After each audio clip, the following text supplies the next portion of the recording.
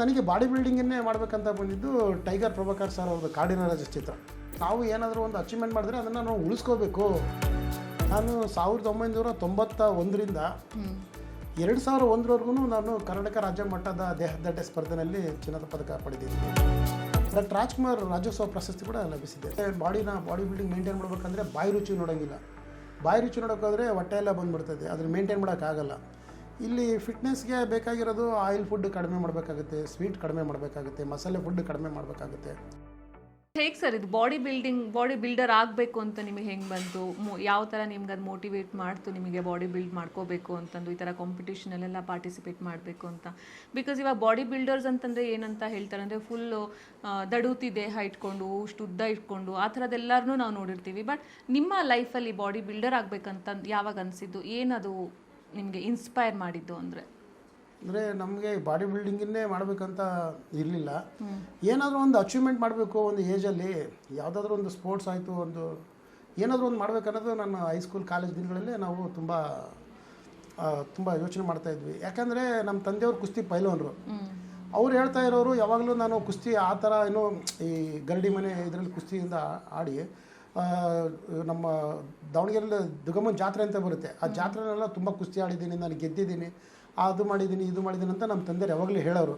ಅದು ಅವ್ರು ಮಾಡಿದ್ದೀನಿ ಅಂತ ಹೇಳೋದಕ್ಕೆ ಅವ್ರು ಸರಿಯಾದ ರೀತಿಯಲ್ಲಿ ಅವಾಗ ಫೋಟೋಗಳು ಇರಲಿಲ್ಲ, ಯಾವುದೂ ಉಳಿಸ್ಕೊಂಡು ಇರಲಿಲ್ಲ.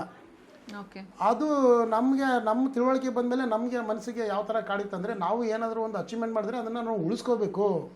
ಯಾಕಂದರೆ ನಾವೇ ಮಕ್ಕಳೇ ಹೋಗ್ತಾ ಇಲ್ಲ. ನಮ್ಮ ತಂದೆ ಏನೋ ಒಂದು ಕುಸ್ತಿ ಗೆದ್ದಿದ್ರೆ ಅಂದಾಗ ನಾವು ಒಪ್ಕೊಳ್ತಾ ಇದ್ದಿಲ್ಲ. ನೀವು ಒಂದು ಕುಸ್ತಿ ಏನಾದ್ರು ಮಾಡಿದ್ರೆ ತೋರಿಸೋನು ಫೋಟೋ ಅಂತ ಇದ್ದಿಲ್ಲ, ನೀನು ಸುಳ್ಳು ಹೇಳ್ತೀಯ ಅಂತ ಹೇಳ್ತೀವಿ ನಮ್ಮ ತಂದೆಗೆ ಕುಸ್ತಿದು. ಆ ಥರದ್ದು ಇರುವಾಗ ನನಗೆ ಬಾಡಿ ಬಿಲ್ಡಿಂಗನ್ನೇ ಮಾಡಬೇಕಂತ ಬಂದಿದ್ದು ಟೈಗರ್ ಪ್ರಭಾಕರ್ ಸರ್ ಅವ್ರದ್ದು ಕಾಡಿನ ರಾಜ ಚಿತ್ರ. ಆ ಚಿತ್ರ ನೋಡಿಕೊಂಡು ನಾವು ಇನ್ಸ್ಪೈರ್ ಆಗಿ ಒಂದು ಬಾಡಿ ಬಿಲ್ಡಿಂಗನ್ನು ಮಾಡಬೇಕಂತಂದು ಪ್ರಯತ್ನ ಪಟ್ಟಿದ್ದು. ದಾವಣಗೆರೆ ಶ್ರೀ ಬೀರೇಶ್ವರ ವ್ಯಾಯಾಮ ಶಾಲೆಯಿಂದ ನಾವು ಕಾಂಪಿಟೇಷನ್ ಮಾಡೋಕ್ಕೆ ಶುರು ಮಾಡಿದ್ದು. ಅಲ್ಲಿಂದ ನಿಮ್ಮ ಜರ್ನಿ ಸ್ಟಾರ್ಟ್ ಆಗಿದ್ದು. ಎಷ್ಟೆಷ್ಟು ಕಾಂಪಿಟೇಷನಲ್ಲಿ ನೀವು ಭಾಗವಹಿಸಿರಿ? ಏನೇನು ಕಾಂಪಿಟೇಷನು, ಏನೇನು ಮೆಡಲ್ಗಳು ಸಿಕ್ಕಿದೆ, ಅದೊಂದು ಸ್ವಲ್ಪ ನಮಗೆ ಹೇಳೋದಾದರೆ. ನಾನು 1991ರಿಂದ 2001ವರೆಗೂ ನಾನು ಕರ್ನಾಟಕ ರಾಜ್ಯ ಮಟ್ಟದ ದೇಹದಾಢ್ಯ ಸ್ಪರ್ಧೆಯಲ್ಲಿ ಚಿನ್ನದ ಪದಕ ಪಡೆದಿದ್ದೀನಿ. ಆ ರಾಜ್ಯ ಮಟ್ಟ ಸ್ಪರ್ಧೆಗಳಲ್ಲಿ ನಾನು ಕರ್ನಾಟಕ ಕಿಶೋರ, ಕರ್ನಾಟಕ ಉದಯ ಮತ್ತು ಕರ್ನಾಟಕ ಕುಮಾರ ಮತ್ತು ದಸರಾ ಪ್ರಶಸ್ತಿಗಳು ಇಷ್ಟನ್ನು ಪ್ರಶಸ್ತಿಗಳನ್ನು ನಾನು ಪಡೆದಿದ್ದೀನಿ. 1991ರಿಂದ 2001ವರೆಗೂ ಸತತವಾಗಿ ರಾಜ್ಯ ಮಟ್ಟದ ಎಲ್ಲ ರಾಜ್ಯ ಮಟ್ಟದ ದೇಹದಾಢ್ಯ ಸ್ಪರ್ಧೆಗಳಲ್ಲಿ ಭಾಗವಹಿಸುತ್ತಾ ಬಂದಿದ್ದೀನಿ. ಅದರಲ್ಲಿ ಪ್ರಥಮ ಸ್ಥಾನ ಮತ್ತು ಪ್ರಶಸ್ತಿಗಳೆಲ್ಲ ಪಡ್ಕೊಂಡ್ಬಂದಿದ್ದೀನಿ 2001ವರೆಗೂ. ಮತ್ತು ಅದಾದಮೇಲೆ 2002-03ರಲ್ಲೂ ಕೂಡ ನಾನು ಕರ್ನಾಟಕ ಶ್ರೇಷ್ಠನ ಓವರಾಲ್ ಚಾಂಪಿಯನ್ ಆಗಿದ್ದೀನಿ ರಾಜ್ಯ ಮಟ್ಟದ ದೇಹದಾಢ್ಯ ಸ್ಪರ್ಧೆಗಳಲ್ಲಿ. ನಂತರ ಅತಿ ಮುಖ್ಯವಾದಂದರೆ ರಾಷ್ಟ್ರೀಯ ದೇಹದಾಢ್ಯ ಸ್ಪರ್ಧೆ. ಎಲ್ಲ ಸ್ಪರ್ಧೆಗಳಿಂದ ಅತಿ ಮುಖ್ಯವಾದ ದೇಹದಾಢ್ಯ ಸ್ಪರ್ಧೆ ನಾನು ಗೆದ್ದಿರೋದಂದರೆ ರಾಷ್ಟ್ರೀಯ ಸ್ಪರ್ಧೆಯಲ್ಲಿ ಭಾರತ ಶ್ರೀ ಪ್ರಶಸ್ತಿ ಗೆದ್ದಿದ್ದೀನಿ. ಅದು ಚಿನ್ನದ ಪದಕ ಪಡೆಯೋದಲ್ದೇ ಓವರಾಲ್ ಚಾಂಪಿಯನ್ ಭಾರತ ಶ್ರೀ, ಅದರಲ್ಲಿ ಒಂದು 600 ಜನ ಪಾರ್ಟಿಸಿಪೇಟ್ ಮಾಡಿರ್ತಾರೆ. ಭಾರತ ಶ್ರೀ ಒಂದು ದೇಹದಾಢ್ಯ ಸ್ಪರ್ಧೆ, ಅಖಿಲ ಭಾರತ ದೇಹದಾಢ್ಯ ಸ್ಪರ್ಧೆ, ಅದರಲ್ಲಿ ಒಬ್ಬರಿಗೆ ಸಿಗೋದು ಪ್ರೈಸು. ಅದನ್ನು ನಾನು ಆವಾಗ 2002ರಲ್ಲಿ ಗೆದ್ದಿದ್ದೀನಿ.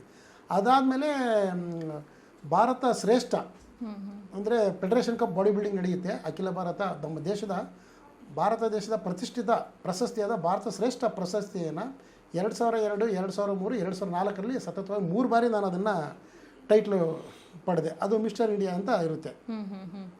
ಅದಾದಮೇಲೆ ಮತ್ತೆ ನಾನು ಮಿಸ್ಟರ್ ಸರಾಯ್ಘಾಟ್ ಅಂತ ಮಾಡಿದ್ದೀನಿ. ಅಂದರೆ ಇದು ಅಸ್ಸಾಮಲ್ಲಿ ಗೌಹಾಟಿಯಲ್ಲಿ ನಡೆಯುತ್ತೆ. ಇದು ಓಪನ್ ನ್ಯಾಷನಲ್ ಬಾಡಿ ಬಿಲ್ಡಿಂಗ್ ಅಂತ. ಅಲ್ಲೂ ಕೂಡ ನಾನು ಅಲ್ಲಿ ಓವರಾಲ್ ಚಾಂಪಿಯನ್ ಆಗಿದ್ದೀನಿ. ಫಸ್ಟ್ ಪ್ಲೇಸ್ ಆಗೋದಲ್ದೇ ಅಲ್ಲಿ ಓವರಾಲ್ ಚಾಂಪಿಯನ್ ಆಗಿ ನಾನು ಟೈಟ್ಲು ಗೆದ್ದಿದ್ದೀನಿ. ಅದು ರಾಷ್ಟ್ರೀಯ ದೇಹದಾಢ್ಯ ಸ್ಪರ್ಧೆಗಳಲ್ಲಿ. ಮತ್ತು ಅಲ್ಲಿಂದ ನೆಕ್ಸ್ಟು ಅಂತಂದರೆ ನನ್ನದು ದೊಡ್ಡ ಕಾಂಪಿಟೇಷನ್ ಅಂದರೆ ಇಂಟರ್ನ್ಯಾಷನಲ್ ಅಂದರೆ ಪಾಕಿಸ್ತಾನದಲ್ಲಿ ನಡೆದಿರೋದು, ಇಸ್ಲಾಮಾಬಾದಲ್ಲಿ 2004ರಲ್ಲಿ. ಅಲ್ಲಿ ಇಂಡಿಯಾದಿಂದ ನಮ್ಮ ಭಾರತ ತಂಡದಿಂದ ಭಾಗವಹಿಸಿ ಅಲ್ಲಿ ನಾನು ಚಿನ್ನದ ಪದಕ ಪಡೆದು ಭಾರತ ದೇಶಕ್ಕೆ ಕೀರ್ತಿ ತಂದಿರೋದು. ಇದು ಒಂದು ಹೈಯೆಸ್ಟ್ 2004ರಲ್ಲಿ. ನಂತರ ಅದೇ ವರ್ಷ 2004ರಲ್ಲಿ ವಿಶ್ವ ದೇಹದಾಢ್ಯ ಸ್ಪರ್ಧೆನ ನಾನು ಭಾಗವಹಿಸ್ತೀನಿ, ಅಂದರೆ ಮಿಸ್ಟರ್ ವರ್ಲ್ಡ್. ಅದು 38 ದೇಶ ಭಾಗವಹಿಸಿತ್ತು. ನಾನು ಭಾರತ ತಂಡದಿಂದ ಆ ಸ್ಪರ್ಧೆಯಲ್ಲಿ ಭಾಗವಹಿಸಿ ಉತ್ತಮ ಪ್ರದರ್ಶನ ನೀಡಿ ನಮ್ಮ ಭಾರತ ದೇಶಕ್ಕೆ ಕೀರ್ತಿ ತಂದಿದ್ದೀನಿ. ಇದನ್ನೆಲ್ಲ ಪರಿಗಣಿಸಿ ಕರ್ನಾಟಕ ರಾಜ್ಯ ಸರ್ಕಾರದಿಂದ ನನಗೆ 2007ರಲ್ಲಿ ಏಕಲವ್ಯ ಪ್ರಶಸ್ತಿ ನೀಡಿದ್ದಾರೆ ಸರ್ವೋತ್ತಮ ಕ್ರೀಡಾಪಟುವಾಗಿ. ಅಲ್ಲದೆ 2007-08ರಲ್ಲಿ ಡಾಕ್ಟರ್ ರಾಜ್ಕುಮಾರ್ ಅಭಿಮಾನಿಗಳ ಬಳಗದ ವತಿಯಿಂದ ಡಾಕ್ಟರ್ ರಾಜ್ಕುಮಾರ್ ಪ್ರತಿಷ್ಠಾನ ಸಂಸ್ಥೆಯಿಂದ ಡಾಕ್ಟರ್ ರಾಜ್ಕುಮಾರ್ ರಾಜ್ಯೋತ್ಸವ ಪ್ರಶಸ್ತಿ ಕೂಡ ಲಭಿಸಿದೆ. ಇದು ನಿಮ್ಮ ಒಂದು ಸಾಧನೆಯ ಲಿಸ್ಟು ಅಂದರೆ ಇದು ಅದು ತುಂಬ ದೊಡ್ಡದು. ಇವು ತುಂಬ ಕಾಂಪಿಟೇಷನ್ಗಳು ಮಾಡಿದ್ದೀನಿ. ಮೇನ್ ಆಗಿರೋದಂದರೆ ಇದಿಷ್ಟು. ಹೌದು, ಇಲ್ಲೆಲ್ಲ ಸೆಕೆಂಡು, ಥರ್ಡು ಮತ್ತು ಫಸ್ಟ್ ಪ್ಲೇಸು ಸಾಕಷ್ಟು ಕಾಂಪಿಟೇಷನ್, ಒಂದು 2,000 ಕಾಂಪಿಟೇಷನ್ ಮಾಡಿದ್ದೀನಿ. 2,000 ಜಾಸ್ತಿನೇ ಮಾಡಿದ್ದೀನಿ competition. Okay, so body builder ಆಗಬೇಕು ಅಂತಂದರೆ ಅಲ್ಲಿ ದೇಹವನ್ನು ದಂಡಿಸೋದ್ರ ಜೊತೆಗೆ ನಾವು ತಗೊಳ್ಳುವಂತಹ ಆಹಾರ, ನಮ್ಮ ಇಂಟೇಕ್ ಏನಿರುತ್ತೆ ಅದು ಕೂಡ ತುಂಬಾ ಪ್ರಾಮುಖ್ಯತೆಯನ್ನು ಪಡ್ಕೊಳ್ಳುತ್ತೆ ಅಂತ ನಾನು ಕೇಳ್ಪಟ್ಟಿದ್ದೀನಿ. ಸೊ ನಿಮ್ಮ ಬಾಡಿ ಬಿಲ್ಡರ್ಗಳದ್ದು ಡೈಲಿ ರುಟೀನ್ ಯಾವ ಥರ ಇರುತ್ತೆ? ಯಾವ ಥರ ಫುಡ್ಡನ್ನು ನೀವು ತೊಗೋಬೇಕು, ಯಾವ ಥರ ಪಥ್ಯ ಅಂತ ಹೇಳ್ತೀವಲ್ಲ, ಡಯಟ್ ಅಂತ ಹೇಳ್ತೀವಲ್ಲ, ಅದನ್ನು ಮಾಡಬೇಕಾಗತ್ತೆ. ಸೊ ಹೇಗೆ ನೀವು ಆಹಾರದಲ್ಲಿ ದಂಡಿಸ್ಕೊಳ್ತೀರಾ ನಿಮ್ಮನ್ನು ನೀವು ಅಂತ? ಅಂದರೆ ಈಗ ಏನಾಗುತ್ತೆ ಅಂದರೆ ಬಾಡಿ ಬಿಲ್ಡಿಂಗ್ ಫಿಟ್ನೆಸ್ ಮೇಂಟೈನ್ ಮಾಡೋರಿಗೆ ಆಹಾರ ಭಾಳ ಮುಖ್ಯವಾಗಿರುತ್ತೆ. ಯಾಕಂದರೆ ಈಗ ಬಾಡಿ ಬಿಲ್ಡಿಂಗ್ ಮೇಂಟೈನ್ ಮಾಡ್ಬೇಕಂದ್ರೆ ಬಾಯಿ ರುಚಿ ನೋಡೋಂಗಿಲ್ಲ. ಬಾಯಿ ರುಚಿ ನೋಡೋಕ್ಕಾದ್ರೆ ಹೊಟ್ಟೆ ಎಲ್ಲ ಬಂದುಬಿಡ್ತದೆ, ಅದನ್ನು ಮೇಂಟೈನ್ ಮಾಡೋಕ್ಕಾಗಲ್ಲ. ಇಲ್ಲಿ ಫಿಟ್ನೆಸ್ಗೆ ಬೇಕಾಗಿರೋದು ಆಯಿಲ್ ಫುಡ್ ಕಡಿಮೆ ಮಾಡಬೇಕಾಗುತ್ತೆ, ಸ್ವೀಟ್ ಕಡಿಮೆ ಮಾಡಬೇಕಾಗುತ್ತೆ, ಮಸಾಲೆ ಫುಡ್ ಕಡಿಮೆ ಮಾಡಬೇಕಾಗುತ್ತೆ, ಸ್ವಲ್ಪ ಪ್ರೋಟೀನ್ಯುಕ್ತ ಆಹಾರನ ಸೇವನೆ ಮಾಡಬೇಕಾಗುತ್ತೆ. ಪ್ರೋಟೀನ್ಯುಕ್ತ ಆಹಾರ ಅಂದರೆ ಸ್ವಲ್ಪ ಎಗ್ ವೈಟು ಮತ್ತು ಫಿಶ್ಶು, ಆಮೇಲೆ ಇದು ರೆಡ್ ಬಾಲ್ಡ್ ರೈಸು, ಮೊಟ್ಟೆ, ಈ ಥರದ್ದನ್ನು ಮತ್ತು ವೆಜಿಟಬಲ್ ತರಕಾರಿಗಳು, ಸ್ವಲ್ಪ ಫ್ರೂಟ್ ಸಾಲೆಡ್ಸ್, ಈ ಥರದ್ದೆಲ್ಲ ಸೇವನೆ ಮಾಡಬೇಕಾಗುತ್ತೆ. ಅದನ್ನು ನಾನು ಮಾಡಿಕೊಂಡು ಮನೇಲಿ ಏನು ಆಹಾರ ಸಿಗುತ್ತೋ ಅದನ್ನೇ ತಿಂದ್ಕೊಂಡು ನಾನು ಮಾಡಿದ್ದೀನಿ. ನಮ್ಮ ವರ್ಕೌಟ್ಸ್ ಎಷ್ಟು ಮುಖ್ಯ ಇದೆಯೋ ನಮ್ಮ ಆಹಾರ ಕೂಡ ಅಷ್ಟೇ ಮುಖ್ಯವಾಗಿರುತ್ತೆ. ಸೊ ಹೇಳಿದ್ರಿ ಸರ್ ನೀವು ಎಗ್ ವೈಟ್ನ ತಿನ್ಬೇಕಾಗತ್ತೆ, ಪ್ರೋಟೀನ್ ನಿಮಗೆ ಜಾಸ್ತಿ ಬೇಕಾಗುತ್ತೆ ಅಂತ. ಓಕೆನಾ? ಸೊ ಈಗ ಅಮಿತ್ ಅವ್ರನ್ನ ನಾವು ಮಾತಾಡ್ಸ್ತಾ ಇದ್ದಾಗ ಅವ್ರು ನಮಗೆ ಹೇಳಿದ್ರು, ನಾನು ಏನಕ್ಕೆ ಇದನ್ನು ತೊಗೊಂಡ್ಬಂದೆ ಅಂದರೆ ಆ ಒಂದು ಇದಕ್ಕೆ ತೊಗೊಂಡು ಬರ್ತಾ ಇರೋದು. ಅಮಿತ್ ಅವ್ರನ್ನ ಮಾತಾಡಿಸಿದಾಗ ನಿಮಗೆ ಪ್ರೋಟೀನ್ ಇಂಟೇಕಲ್ಲಿ ಕಡಿಮೆ ಆಗ್ತಾ ಇತ್ತು. ಯಾಕಂದರೆ ನಿಮಗೆ ದಿನ ಹೊರಗಡೆ ಬಿಗ್ ಬಾಸ್ ಮನೆಯಿಂದ ಆಚೆ ಇದ್ದಾಗ ದಿನ ಪ್ರೋಟೀನ್ ತಿಂದು ಕರೆಕ್ಟಾಗಿ ಆಹಾರದ್ದು ರೂಟೀನ್ ಎಲ್ಲ ನೀವು ಕರೆಕ್ಟಾಗಿ ಮಾಡ್ಕೊಂಡು ಬಂದಿದ್ದರಿಂದ ನಿಮಗೆ ಅಲ್ಲಿ ಆಹಾರದ್ದು ತೊಂದರೆ ಆಗ್ತಾ ಇತ್ತು. ಹಾಗಾಗಿ ಸ್ವಿಚ್ ಆಫ್ ಸ್ವಿಚ್ ಆನ್ ಆಗ್ತಾ ಇದ್ರು. ಅವ್ರಿಗೆ ಅದ್ರದ್ದು ತಡ್ಕೊಳಕ್ಕೆ ಆಗ್ತಾ ಇರಲಿಲ್ಲ, ಇಂಟೇಕ್ ಆಗ್ತಾ ಇರಲಿಲ್ಲ, ಸರಿಯಾಗಿ ಆಹಾರ ಸಿಗ್ತಾ ಇರಲಿಲ್ಲ. ಹಾಗಾಗಿ ಎಲ್ಲೋ ಒಂದು ಕಡೆ ಅವರೊಂದು ಸ್ವಲ್ಪ ಡಲ್ ಆಗಿಬಿಟ್ರು ಅಂತ ಹೇಳ್ತಾ ಇದ್ರು. ಅದಕ್ಕೆ ನೀವೇನು ಹೇಳ್ತೀರಾ? ಇಲ್ಲ, ಅವ್ರು ಹೇಳ್ತಿರೋದು ಅವ್ರ ಪ್ರಕಾರ ಅವರು ಹೇಳ್ತಾ ಇದ್ದಾರೆ. ಬಟ್ ನಾನು ಬಿಗ್ ಬಾಸಿಗೆ ಬಂದಿರೋದು ಬಾಡಿ ಬಿಲ್ಡ್ ಮಾಡಿ ಜಿಮ್ ಮಾಡೋಕ್ಕೆಲ್ಲ ಬಂದಿರೋದು. ನಾನು ಬಿಗ್ ಬಾಸ್ ಮನೆಗೆ ಬಂದಿರೋದು ನಾನು ಗೆಲ್ಲಕ್ಕೆ, ನನ್ನ ವ್ಯಕ್ತಿತ್ವ ಪ್ರದರ್ಶನ ಮಾಡೋಕ್ಕೆ. ನಾನು ಅಲ್ಲಿ ಇನ್ನು ಜಿಮ್ ಮಾಡಿ ಅಥವಾ ಒಳ್ಳೆ ಫೀಡಿಂಗ್ ಮಾಡೋಕ್ಕೆ ಮನೇಲಿ ಇರ್ಬೋದಿತ್ತಲ್ಲ, ಅಲ್ಲಿ ಏನಕ್ಕೆ ಬರಬೇಕಾಗಿತ್ತು? ನನಗೆ ಅಲ್ಲಿ ಆಹಾರ ಮುಖ್ಯ ಆಗಿರಲಿಲ್ಲ, ಎಲ್ರದ್ದು ಒಂದು ನಗು ಮುಖ ಬೇಕಾಗಿತ್ತು, ಅಲ್ಲಿ ಪ್ರೀತಿ ವಿಶ್ವಾಸ ಗೆಲ್ಲಬೇಕಾಗಿತ್ತು, ನಾನು ತೊಡಗಿಸ್ಕೊಳ್ಬೇಕಾಗಿತ್ತು. ಎಲ್ಲ ಒಂದು ಕಡೆಗೆ ನನಗೆ ಎಲ್ಲಿ ಆಹಾರ ಕೊರತೆ ಆಯ್ತು ಅಂದರೆ, ಕೆಲವು ಜನಗಳು ಮಾತಾಡ್ದೇ ಫೇಕ್ ಆಗಿದ್ರಲ್ಲ, ಅದು ನನಗೆ ಅನ್ನಿಸ್ತಾ ಇತ್ತು. ಯಾರು ನಮಗೆ ಮುಖದಿಂದ ಸ್ಮೈಲ್ ಮುಖ ತೋರಿಸಿದ್ರೆ ಅದು ನಮಗೆ ಹೊಟ್ಟೆ ತುಂಬದಷ್ಟು ಖುಷಿ ಆಗ್ತಾಯಿತ್ತು. ನನಗೆ ಯಾವುದೇ ಕ್ಷಣ ಆದರೂ ಕೂಡ ನನಗೆ ಆಹಾರದ್ದು ನನಗೆ ಕೊರತೆಯಲ್ಲಿ ಎದ್ದು ಬರಲಿಲ್ಲ, ಏನು ಕಾಣಿಸ್ಲಿಲ್ಲ ನನಗೆ. ನಾನು ಅಲ್ಲೇನು ಹೋಗಿ ನಾನು 6 ಪ್ಯಾಕ್ ಮಾಡಿ ಅಥವಾ ಅಲ್ಲೇನು ಅಬ್ಡಮನ್ ತೋರಿಸೋದು ಅಥವಾ ಬಾಡಿನ ಬಿಲ್ಟ್ ಮಾಡಿ ಅಲ್ಲಿ ತೋರಿಸ್ಬಿಟ್ಟು ಏನು ಗೆಲ್ಲಂಥದ್ದು ಬಿಗ್ ಬಾಸ್ ಅಲ್ಲ. ಅದು ಅಲ್ಲಿ ವ್ಯಕ್ತಿತ್ವ ಪ್ರದರ್ಶನ ಮಾಡೋಕ್ಕೆ ಹೋಗಿರೋದು. ಅಲ್ಲಿ ನಾವು ಏನು ಊಟ ಸಿಗುತ್ತೋ ಆ ಊಟದಲ್ಲೇ ನಾವು ಖುಷಿ ಪಡ್ಕೊಂಡು ನಾವು ಜೀವಿಸ್ತಕ್ಕಂಥ ವ್ಯಕ್ತಿ. ನಮ್ಮ ತಗೊಂಡೋಗಿ ಕಾಡಲ್ಲಿ ಬಿಟ್ಟರು ನಾನು ಇರ್ತಕ್ಕಂಥವನು. ಯಾಕಂದರೆ ಈಗ ಎಲ್ಲ ಸಮಯ ಒಂದೇ ಥರ ಇರೋಲ್ಲ, ಸಮಯ ಸಂದರ್ಭಕ್ಕೆ ಅನುಗುಣವಾಗಿರಬೇಕು. ನಾನು ಮಾತ್ರ ಅಲ್ಲ, ಎಲ್ಲರೂ ಕೂಡ ಅಲ್ಲಿ ಅಷ್ಟೇ ಊಟನ ತಿನ್ಕೊಂಡು ಇರಬೇಕಾಗಿತ್ತು. ಮುಖ್ಯವಾಗಿ ಹೇಳಬೇಕಂದ್ರೆ ನಿಮಗೆ ಅತಿ ಮುಖ್ಯವಾಗಿ ಏನು ವಿಷಯ ಅಂದರೆ, ನಾನು ಇವತ್ತವರೆಗೂ ನಾನು ಏನಾದರೂ ಒಳ್ಳೆ ಫಿಟ್ಟಾಗಿದ್ದೀನಿ ಅಂತಂದರೆ ನಾನು ಯಾವುದೇ ಬ್ಯಾಡ್ ಹ್ಯಾಬಿಟ್ ಇಲ್ಲ. ಅದು ಡ್ರಿಂಕ್ಸ್ ಇರ್ಬೋದು, ಸ್ಮೋಕ್ ಇರ್ಬೋದು, ಯಾವುದೇ ಇರ್ಬೋದು. ನಾನು ಇಲ್ಲಿ ಹೆಂಗಿದ್ದೀನೋ ಬಿಗ್ ಬಾಸ್ ಮನೇಲಿ ನಾನು ಹಂಗೆ ಇದ್ದೆ. ನಾನು ಓಪನ್ ಅಪ್ ಹೇಳ್ತಾನೆ, ಇಲ್ಲಿ ಹೆಂಗಿದ್ದೀನೋ ಬಿಗ್ ಬಾಸ್ ಮನೇಲಿ ಕೂಡ ನಾನು ಹಾಗೆ ಇದ್ದಿದ್ದು. ಅಲ್ಲಿ ಏನು ಸಿಗುತ್ತೋ ಆ ಆಹಾರ ಮಾತ್ರ ನಾನು ಸೇವನೆ ಮಾಡ್ಕೊಂಡಿದ್ದು.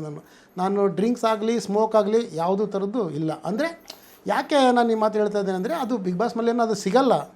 ಅಂದರೆ ಕೆಲವೊಮ್ಮೆ ಏನಾಗುತ್ತೆ ಅಂದರೆ, ಕೆಲವರು ಸ್ವಿಚ್ ಆನ್ ಅಂತಂದರೆ, ನಾನು ಒಂದು ಮಿಷಿನ್ ಅಲ್ಲ, ನಾನೊಬ್ಬ ಜೀವ ಇರ್ತಕ್ಕಂಥ ಮನುಷ್ಯ. ಯಾಕಂದರೆ ನಾವು ಎಲ್ಲ ಒಂದು ಕಡೆಗೆ, ನೀವೊಂದು ಫ್ಯಾಮಿಲಿನಲ್ಲಿ ಇದ್ದಾಗ ಮನೆಯಲ್ಲಿ ನಿಮ್ಮನ್ನೆಲ್ಲರೂ ಖುಷಿಯಿಂದ ಮಾತಾಡಿದಾಗ ನೀವು ಭಾಳ ಖುಷಿಯಾಗೇ ಇರ್ತೀರ. ನಿಮ್ಮನ್ನು ಖುಷಿಯಿಂದ ಮಾತಾಡಿದಾಗ ನಿಮಗೆಲ್ಲ ಒಂದು ಕಡೆಗೆ ನಿಮಗೆ ಕೊರತೆ ಆಗುತ್ತೆ. ಹೊಟ್ಟೆ ತುಂಬ ಊಟ ಇದ್ದರೂ ಕೂಡ ನಿಮ್ಮ ಖುಷಿಯಿಂದ ಮಾತಾಡಿಸಿದ್ರೆ ನಿಮಗೆ ಅಲ್ಲಿ ಹಸಿವು ಕಾಡ್ತಾ ಇರ್ತದೆ. ಆ ಹಸಿವು ನನಗಿತ್ತು. ಅಲ್ಲಿ ನೀವು ಯಾರಿನ ಒಂದು ಸ್ವಲ್ಪ ಜಾಸ್ತಿ ನಿರೀಕ್ಷೆನ ಇಟ್ಕೊಂಡಿದ್ರೆ ಆ ಮನೇಲಿ, ಅಂದರೆ ನಿಮ್ಮ ಜೊತೆಗೆ ಚೆನ್ನಾಗಿ ಮಾತಾಡಿಕೊಂಡು ನಿಮ್ಮ ಜೊತೆಗೆ ಒಳ್ಳೆ ಬಾಂಧವ್ಯವನ್ನು ಬೆಳೆಸ್ಕೋಬೋದು ಅಂತಂದರೆ ಯಾರನ್ನ ನಿರೀಕ್ಷೆ ಇಟ್ಕೊಂಡಿದ್ರೆ ಆ ನಿರೀಕ್ಷೆಗೆ ಅವರು ತಕ್ಕಂಗೆ ಇರಲಿಲ್ಲ ನಿಮ್ಮ ಜೊತೆಗೆ ಅಂತ ಅನ್ಸುತ್ತೆ? ಟೋಟಲಾಗಿ ಎಲ್ಲರ ಮೇಲೆ ನಿರೀಕ್ಷೆ ಇಟ್ಕೊಂಡಿದ್ದೆ. ನಾನು ಎಲ್ಲರ ಜೊತೆಗೂ ಮಾತಾಡಿಕೊಂಡು ಪ್ರತಿಯೊಬ್ಬರನ್ನೂ ಕೂಡ ನಾನು ಅಲ್ಲಿ ನಿರೀಕ್ಷೆ ಇಟ್ಕೊಂಡಿದ್ದೆ. ಎಲ್ಲರೂ ಕೆಲವರು ಈಗ ಬೆಸ್ಟ್ ಅಂತಂದರೆ ಬೆಸ್ಟ್ ಅಂದರೆ ನಮ್ಮ ಚಂದ್ರಪ್ರಭಾ ಅವರು.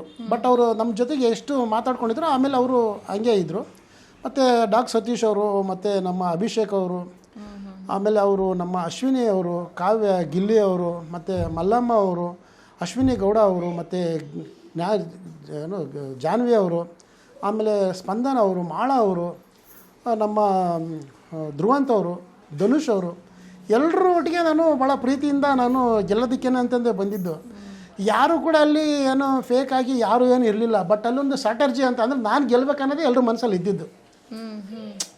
ಬಿಗ್ ಬಾಸ್ ಮನೇಲಿ ಏನಂತಂದರೆ ಅವ್ರನ್ನವರು ನಮ್ಮನ್ನವರು ಒಪ್ಕೊಳ್ಳೋಕ್ಕೆ ಇಷ್ಟಪಡ್ತಾಯಿದ್ದು, ಸುಪೀರಿಯರ್ ಅಂತ ಅಂದ್ಕೊಂಡೇ ನಮ್ಮನ್ನಲ್ಲಿ ಇದು ಮಾಡಿದ್ದೆ. ಯಾಕೆಂದರೆ ಎಲ್ರಿಗೂ ಗೊತ್ತು ನಾವು ಅಲ್ಲೇ ನಾವೇನು ಏನು ಸೈಲೆಂಟಾಗಿರೋದಕ್ಕೆ, ನಿದ್ದೆ ಮಾಡೋಕ್ಕೆ ಅಥವಾ ಸುಮ್ಮನೆ ಇರೋಕ್ಕಂತೂ ಹೋಗಿಲ್ಲ. ಅಲ್ಲಿ ಮಾತಾಡಿಕೊಂಡು ಅಲ್ಲಿ ನಾವು ತರಲೆ ಮಾಡಿಕೊಂಡು ನಾವು ಏನಾದರೂ ಒಂದು ನಮ್ಮ ಕಲೆ ಪ್ರತಿಭೆನ ತೋರಿಸಿ ಜನಗಳಿಗೊಂದು ಒಳ್ಳೆಯ ಸಂದೇಶ ಕೊಡೋಕ್ಕೆ ಹೋಗಿರೋದು. ಬಟ್ ಯಾರನ್ನೂ ಕೂಡ ಅಲ್ಲಿ ನಾವು ವೈಯಕ್ತಿಕವಾಗಿ ಯಾರೂ ಹೇಳಾಗಿಲ್ಲ. ಅವರು ಟಾಸ್ಕ್ ವಿಷಯ ಮತ್ತು ಅಲ್ಲಿ ಗೆಲ್ಲಬೇಕಂತ ಬಂದಾಗ ಅವರು ಇವ್ರು ಕಾಣಿಸೇ ಇಲ್ಲ, ಇವರು ಸೈಲೆಂಟಾಗಿದ್ದಾರೆ ಅಂತ ಹೇಳ್ಬಿಟ್ಟು ಅವ್ರನ್ನ ಸೇವ್ ಮಾಡ್ಕೊಳ್ಳೋಕ್ಕೆ ಹೇಳಿದಾರೆ ಹೊರತು ಯಾವುದೇ ಥರದಲ್ಲಿ ವೈಯಕ್ತಿಕ ವಿಚಾರ ಏನಿಲ್ಲ. ಓಕೆ. ಸೊ ನಿಮ್ಮನ್ನು ನಾವು ಬಿಗ್ ಬಾಸ್ ಮನೇಲಿ ನೋಡಿದ್ವಿ, ಅದಕ್ಕೂ ಮುಂಚೆ ಸೋಷಿಯಲ್ ಮೀಡಿಯಾದಲ್ಲಿ ನೋಡಿದ್ವಿ. ಕರಿಬಸಪ್ಪ ಅಂತಂದರೆ ಬಾಡಿ ಬಿಲ್ಡರು, ಸೋಷಿಯಲ್ ಮೀಡಿಯಾದಲ್ಲಿ ಆ್ಯಕ್ಟಿವ್ ಆಗಿರುವಂತಹ ಒಬ್ಬ ಇನ್ಫ್ಲೂಯೆನ್ಸರ್ ಅಂತ ಹೇಳ್ಬೋದು, ಬಿಗ್ ಬಾಸಲ್ಲಿ ಕಂಟೆಸ್ಟೆಂಟ್ ಅಂತ ಹೇಳ್ಬೋದು. ಇದನ್ನೆಲ್ಲವನ್ನು ಹೊರತುಪಡಿಸಿದ್ರೆ ಕರಿಬಸಪ್ಪ ಅಂತಂದರೆ ಯಾರು, ಅವ್ರು ಹೇಗಿರ್ತಾರೆ, ಅವ್ರ ಊರು ಬಿಟ್ಟು ಬೆಂಗಳೂರಿಗೆ ಯಾವಾಗ ಬಂದಿರೋದು, ಬೆಂಗಳೂರಲ್ಲಿ ಏನು ಮಾಡ್ತಾ ಇದ್ದಾರೆ, ಅವರು ಬಾಡಿ ಬಿಲ್ಡಿಂಗ್ ಜೊತೆಗೆ ಅವರ ಒಂದು ಲೈಫನ್ನ ಲೀಡ್ ಮಾಡೋದಕ್ಕೆ ಏನು ಕೆಲಸ ಮಾಡ್ಕೊಂಡಿದ್ದಾರೆ, ಅದ್ರ ಬಗ್ಗೆ ನಮ್ಗೆ ಹೇಳೋದಾದರೆ. ನಾನು ಈಗ